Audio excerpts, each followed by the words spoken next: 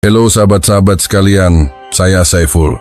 Hari ini kita akan bercakap tentang sesuatu yang kita lakukan setiap hari tetapi mungkin tidak pernah melakukannya dengan betul, tidur. Adakah Anda sering mengalami pengalaman ini? Apabila jam loseng berbunyi dan Anda membuka mata, perasaan pertama bukanlah segar tetapi, ya Tuhan, kenapa saya lebih letih daripada semalam? Leher Anda kaku seperti batu dan kepala Anda berbunyi krek apabila Anda memusingkannya. Terdapat rasa sakit sengal-sengal di pinggang dan Anda terpaksa berpegang pada tepi katil untuk duduk perlahan-lahan. Anda mungkin berpikir, oh mungkin sebab usia, fungsi badan dah merosot, ini normal. Tetapi jika saya beritahu Anda, ini mungkin bukan disebabkan oleh usia Anda. Bagaimana jika saya katakan bahwa posisi tidur yang telah Anda amalkan selama berpuluh-puluh tahun secara senyap-senyap merosakkan kesehatan jantung Anda, menekan saraf tunjang Anda, dan malah menjejaskan fungsi otak Anda, menjadikan Anda semakin tua setiap kali Anda tidur? Adakah Anda akan percaya? Saya tahu ini kedengaran agak menakutkan dan mungkin sedikit keterlaluan. Tetapi apa yang ingin saya kongsikan hari ini adalah nasihat profesional daripada seorang pengamal perubatan kanan, Dr. Danish Malik. Dr. Danish Malik ialah pengarah Jabatan Rehabilitasi dan Pengurusan Kesakitan di sebuah pusat perubatan besar di Kuala Lumpur dan pernah berkhidmat dengan Kementerian Kesehatan Malaysia. Beliau telah merawat puluhan ribu pesakit warga emas yang mengalami kesakitan kronik dan masalah neurologi. Beliau mendapati bahwa sehingga 7% pesakit dengan spondilosis cervix, cakra tergelincir lumbar, dan bahkan beberapa masalah kardiovaskular dan pernafasan berkait rapat dengan satu faktor yang telah lama diabaikan, yaitu posisi tidur yang salah. Dr. Danish Malik sering mengeluh bahwa orang ramai sanggup membelanjakan banyak uang untuk produk kesehatan dan pergi ke gym, tetapi mengabaikan fakta bahwa kita menghabiskan 1/3 daripada hidup kita di atas katil, yaitu hampir 33 jam. Waktu tidur sepatutnya menjadi masa keemasan untuk badan membaiki dirinya sendiri, membuang sisa, mengecas semula dan mengekalkan tenaga. Walau bagaimanapun, jika posisi kita tidak betul, tempoh masa ini akan berubah daripada tempoh pembaikan keemasan kepada tempoh haus dan lusuh kronik. Hari ini, Saiful akan berkongsi ilmu perubatan yang tidak ternilai ini dengan semua orang. Kita akan mendedahkan bagaimana 5 posisi tidur salah yang paling biasa dan berbahaya mencederakan kita tanpa disedari. Lebih penting lagi, kita akan mempelajari posisi tidur emas yang paling disyorkan oleh Dr. Danish Malik dalam amalan klinikal untuk benar-benar melindungi jantung, tulang belakang dan otak kita. Apakah posisi tidur emas itu? Sebelum mendedahkan posisi tidur yang berbahaya itu, kita mesti faham satu konsep penting terlebih dahulu. Mengapakah posisi tidur menjadi begitu kritikal selepas kita berumur lebih 60 tahun? Dr. Danish Malik menjelaskan bahwa tidur yang baik membawa 3 tugas pembaikan teras utama kepada badan kita, dan ketiga-tiga tugas ini berkait rapat dengan posisi tidur. Tugas teras pertama adalah untuk mandi otak kita.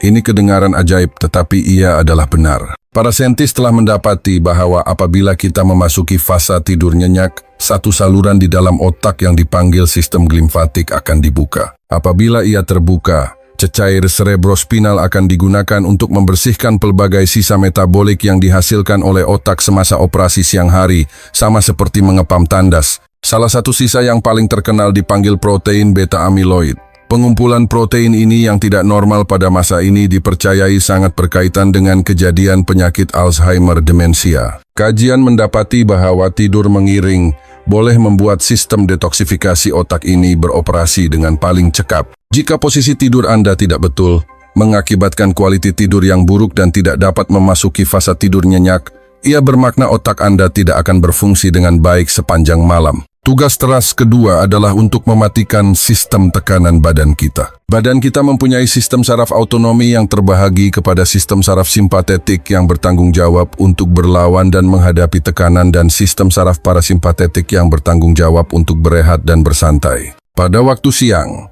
kita sibuk bekerja dan sistem saraf simpatetik yang kebanyakannya mengawal. Pada waktu malam, sistem saraf parasimpatetik sepatutnya mengambil alih dan memperlahankan degupan jantung, menurunkan tekanan darah, dan memastikan usus serta perut mencerna dengan baik, supaya badan memasuki mod rehat dan pembaikan. Walau bagaimanapun, posisi tidur yang salah seperti menjejaskan saluran pernafasan, boleh menyebabkan penyumbatan atau memberi tekanan pada tulang belakang yang akan membuatkan badan tersilap anggap ia masih dalam keadaan bahaya atau tertekan, menyebabkan saraf simpatetik aktif secara tidak normal pada waktu malam. Inilah sebabnya mengapa sesetengah orang mengukur tekanan darah mereka selepas bangun dan mendapati tekanan darah mereka masih sangat tinggi dan kadar degupan jantung mereka juga sangat laju karena badan mereka tidak benar-benar tutup untuk berehat.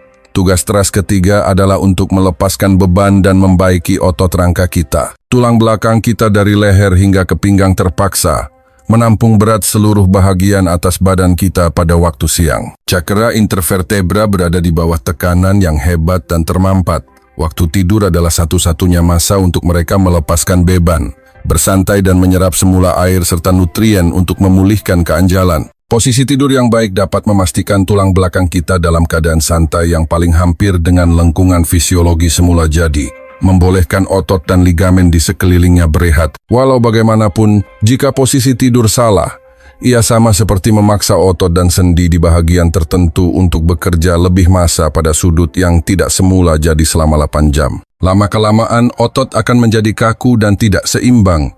Cakra intervertebra akan mempercepatkan degenerasi dan pelbagai rasa sakit serta kebas akan datang secara semula jadi. Selepas memahami ketiga-tiga tugas teras ini, Anda akan faham bahwa posisi tidur pastinya bukan perkara remeh. Jadi mari kita selesaikan satu persatu. Di mata Dr. Danish Malik, inilah 5 posisi tidur salah yang akan mengganggu ketiga-tiga tugas teras ini dengan serius. Pertama, mari kita bincangkan posisi kelima dalam senarai posisi berbahaya. Ramai orang suka tidur meniarap semasa mereka muda. Ramai orang, terutamanya lelaki, berasa selamat tidur meniarap dengan perut mereka melekap pada katil, hangat dan selesa. Tetapi Dr. Danish Malik berkata bahwa posisi ini lebih banyak mendatangkan mudarat daripada kebaikan kepada rakan-rakan kita yang berumur pertengahan dan warga emas. Ia membawa 3 risiko utama. Risiko 1, putaran melampau pada tulang belakang serviks. Untuk bernafas, kepala Anda mesti dipusingkan ke satu sisi untuk masa yang lama semasa tidur meniarap, yang akan meletakkan tulang belakang serviks Anda dalam keadaan putaran dan ke belakang yang melampau. Vertebra serviks kita dan ligamen di sekelilingnya tidak direka untuk menahan daya kilas satu arah yang berpanjangan seperti itu. Penggunaan jangka panjang boleh menyebabkan keradangan pramatang pada vertebra serviks, pertumbuhan taji tulang, dan malah mampatan akar saraf yang melalui tulang belakang serviks, menyebabkan kebas dan sakit dari bahu hingga ke jari. Risiko 2, tekanan mekanikal pada sistem pernafasan. Apabila tidur meniarap, dada dan perut kita akan dimampatkan secara langsung oleh berat badan kita, yang akan mengehatkan pergerakan otot pernafasan utama kita yaitu diafragma, menjadikan pernafasan lebih cetek dan lebih sukar, mengakibatkan keadaan hipoksia ringan sepanjang malam. Risiko 3, rahang dan muka. Apabila kita tidur meniarap, muka dan sendi rahang kita akan dikenakan tekanan yang tidak simetri untuk masa yang lama. Dalam jangka panjang, ia mungkin menjejaskan oklusi gigi atau mencetuskan disfungsi sendi temporomandibular. Nenek Aisyah yang berusia 68 tahun dari Ipoh adalah mangsa tipikal tidur meniarap.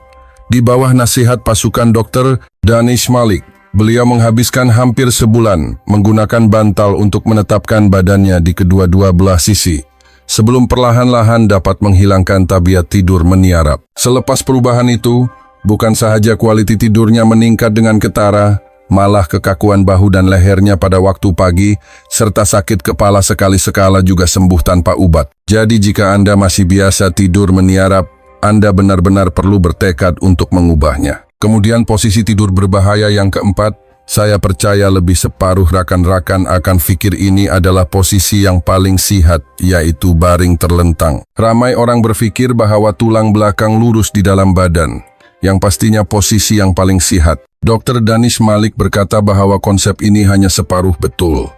Bagi kita yang berumur pertengahan dan warga emas, terutamanya mereka yang mempunyai tabiat berdengkur dan berat badan berlebihan, posisi baring lurus tanpa sokongan tradisional sebenarnya adalah posisi yang paling berisiko untuk menyebabkan apnea tidur. Ini karena apabila kita baring, graviti menyebabkan pangkal lidah kita, lelangit lembut di belakang tekak, dan uvula jatuh ke belakang, menjadikan saluran udara atas kita yang sudah menjadi longgar dengan usia, lebih sempit. Jika saluran udara tersekat sepenuhnya, udara tidak dapat masuk ke dalam paru-paru sama sekali.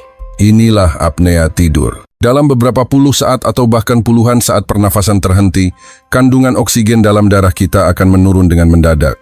Otak akan mengesan bahaya dan segera menghantar penggera, memaksa kita untuk bangun seketika dari tidur nyenyak dan bernafas semula. Kitaran pernafasan terhenti, hipoksia, otak terjaga, dan pemulihan pernafasan ini boleh berlaku beratus-ratus kali sepanjang malam pada pesakit yang teruk. Inilah sebabnya mengapa apnea tidur dipanggil pembunuh senyap malam.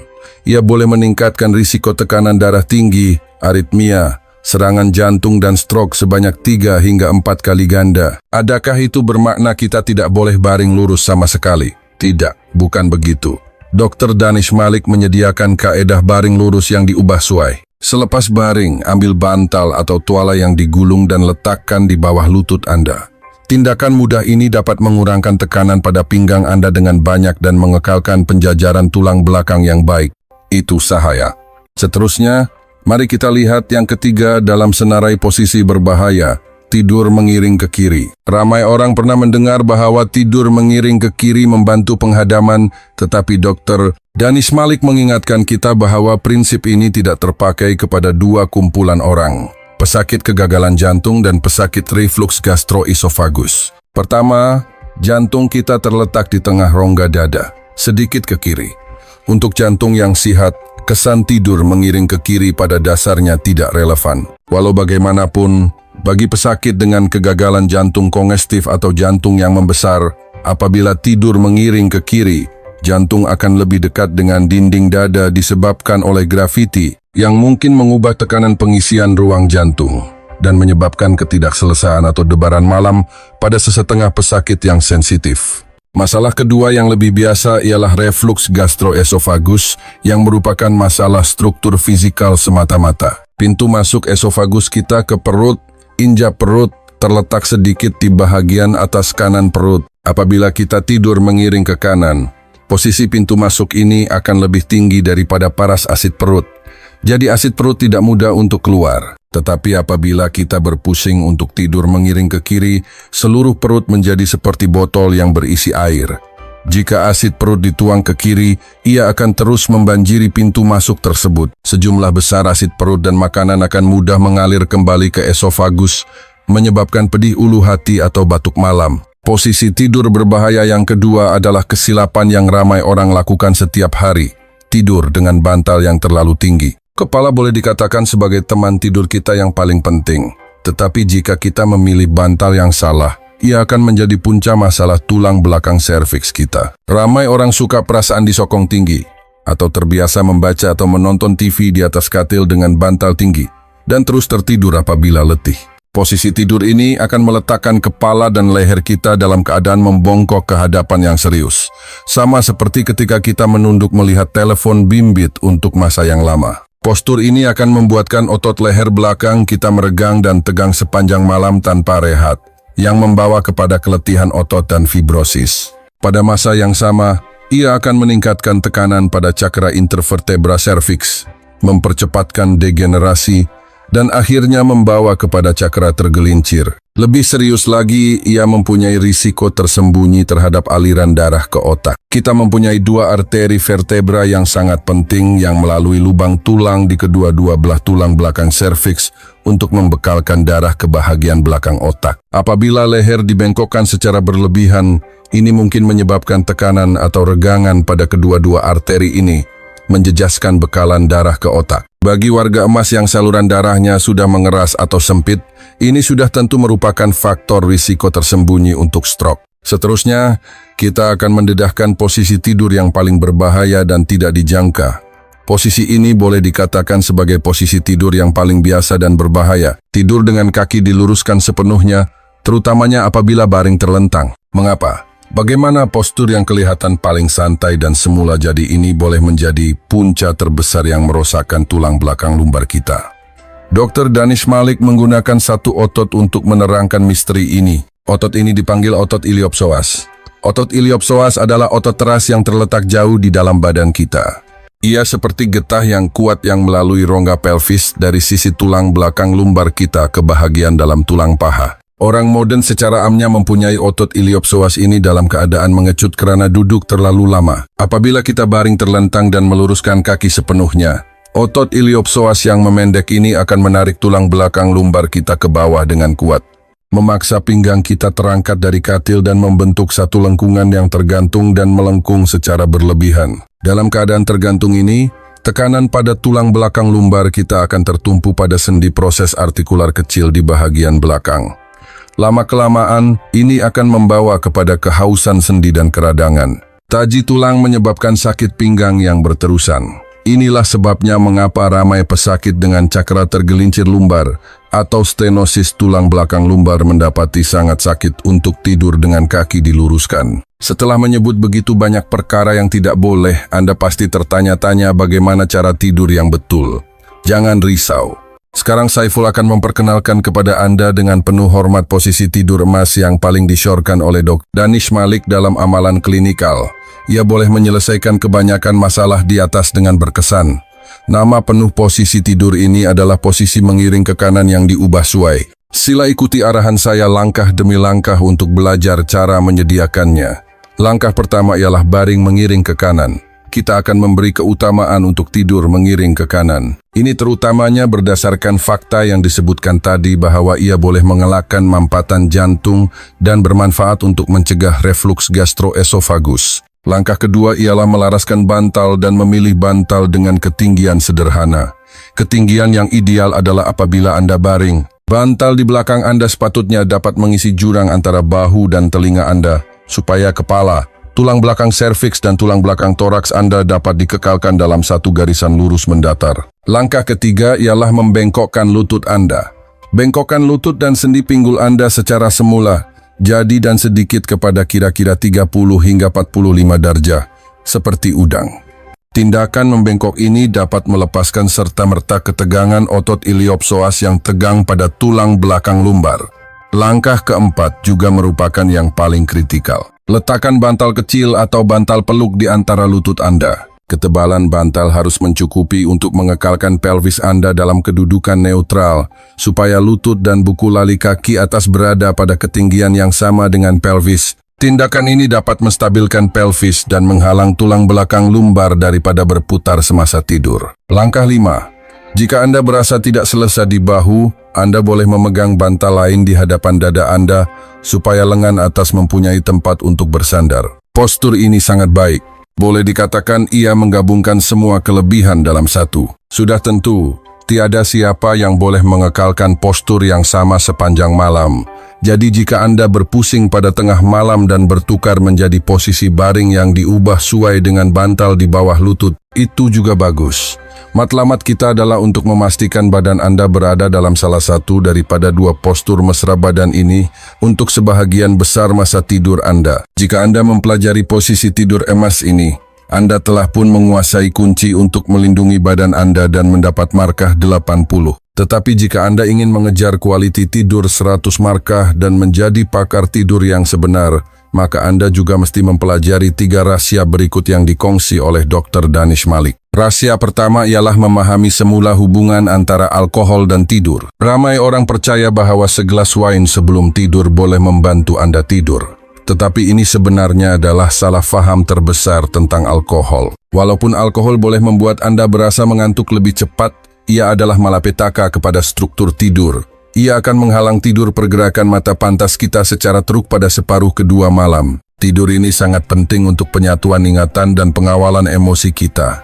Selepas alkohol dimetabolismekan, badan akan mengalami kesan lantunan semula, menyebabkan tidur pada separuh kedua malam menjadi sangat cetek dan terpecah-pecah dan mudah terjaga awal. Sila ingat untuk tidak minum setitik pun alkohol 3 jam sebelum tidur. Rahasia kedua ialah menguruskan pengambilan air dengan bijak. Kerap kencing pada waktu malam adalah pembunuh nomor 1 tidur yang berterusan. Untuk memperbaiki masalah ini, kuncinya bukanlah untuk kurang minum air, tetapi untuk minum pada masa yang betul. Dr. Danish Malik mengesyorkan agar kita minum air yang diperlukan oleh badan sekerap mungkin pada waktu siang. Mula kurangkan pengambilan air Anda selepas jam 8 malam. Kuba untuk tidak minum air lagi 1 jam sebelum tidur, melainkan Anda perlu mengambil obat. Ini akan memberi buah pinggang dan pundi kencing kita masa yang cukup untuk memproses air dan memastikan tidur malam yang nyenyak. Rahasia ketiga ialah mencipta gua tidur. Badan kita bergantung pada 2 isyarat, penurunan suhu badan dan penggelapan cahaya untuk mengaktifkan mod tidur. Jadi persekitaran bilik tidur adalah sangat penting. Tetapkan bilik tidur pada suhu yang selesai yang membuat Anda berasa sedikit sejuk, kira-kira 20 hingga 22 derajat Celcius. Bilik tidur harus segelap yang mungkin. Gunakan langsir gelap untuk menghalang semua sumber cahaya luaran, terutamanya telepon bimbit dan tablet yang memancarkan produk elektronik cahaya biru, karena cahaya biru sangat menghalang otak kita daripada merembeskan melatonin yang mendorong tidur. Pastikan bilik tidur senyap. Jika Anda tidak dapat mengelakkan bunyi bising, Anda boleh mempertimbangkan untuk menggunakan penyumbat telinga atau memainkan beberapa bunyi putih yang monoton untuk menghalang gangguan. Jadi posisi tidur yang baik digabungkan dengan tabiat yang baik sebelum tidur benar-benar dapat mencipta kualitas tidur yang sempurna. Hari ini, Saiful meluangkan masa yang lama berkongsi begitu banyak pengetahuan tentang tidur dengan Anda. Saya percaya kandungannya agak banyak. Jadi di akhir ini saya akan membuat ringkasan yang paling penting untuk Anda. 5 posisi tidur yang salah harus dielakkan seboleh mungkin. Tidur meniarap, baring lurus tanpa sokongan, tidur mengiring ke kiri, tidur dengan bantal tinggi, dan tidur dengan kaki lurus yang merupakan yang paling memudaratkan. 1 posisi tidur emas harus diamalkan dengan sengaja, terutamanya tidur mengiring ke kanan yang diubah sesuai. Perkara penting ialah bengkokkan lutut sedikit dan letakkan bantal di antara lutut. Posisi terlentang yang diperbaiki sebagai tambahan, perkara penting ialah letakkan bantal di bawah lutut. 3 petua bonus untuk diamalkan. Berhenti minum alkohol sebelum tidur, minum air dengan bijak, dan cipta gua tidur yang gelap dan sejuk. Kesehatan tidak pernah datang secara kebetulan. Ia adalah hasil daripada tabiat-tabiat kecil yang tidak terkira banyaknya yang terkumpul hari demi hari dan tahun demi tahun. Pada masa lalu, kita mungkin telah menggunakan kaedah yang salah kerana kita tidak mengetahuinya dan merosakkan badan kita. Tetapi mulai hari ini, Anda telah menguasai kunci untuk tidur yang baik ini. Bukan mudah untuk mengubah tabiat berpuluh-puluh tahun. Apabila Anda mula-mula mengamalkan posisi tidur yang baru, Anda mungkin berasa tidak selesa dan malah kembali ke posisi asal apabila Anda bangun. Ini sangat normal. Sila berikan diri Anda sedikit kesabaran dan berikan badan Anda sedikit masa. Luangkan 2 menit sebelum tidur setiap hari untuk secara sadar masuk ke posisi yang betul. Posisi tidur emas dan kemudian tidur. Teruskan selama 1 atau 2 minggu.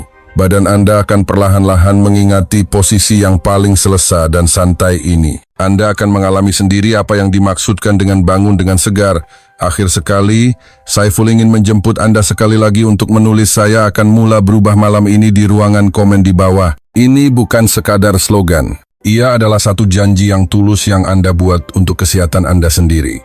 Kata-kata Anda juga akan menjadi seperti benih untuk memberi inspirasi kepada rakan-rakan lain yang teragak-agak. Sila jangan teragak-agak untuk berkongsi video ini dengan semua keluarga dan rakan-rakan yang Anda sayangi. Mari kita mulakan dari malam ini dan gunakan tidur yang betul untuk menyimpan kekayaan kesehatan yang paling berharga untuk diri kita dan orang yang kita sayangi.